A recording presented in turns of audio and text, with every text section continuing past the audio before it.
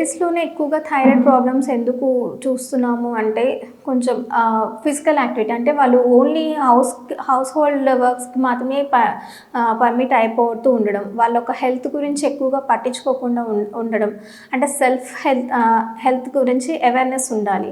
Same ఎట్లా అయితే youth గురించి మనం చెప్తున్నామో ఇట్లా ఫిజికల్ యాక్టివిటీ ఎక్కువ ఉండాలి అని చెప్పేసి, అలాగే ఉమెన్ కూడా లైక్ ఎక్కువగా ఎక్సర్సైజ్ చేస్తూ యోగాస్ చేస్తూ వాళ్ళ ఒక ఫిజికల్ యాక్టివిటీని ఇంక్రీజ్ చేసుకుంటూ వెయిట్ ఇంక్రీజ్ అవ్వకుండా అది చేసుకుంటూ ఉంటే ఈ థైరాయిడ్ అనేది మహిళల్లో కూడా మనం నివారించవచ్చు.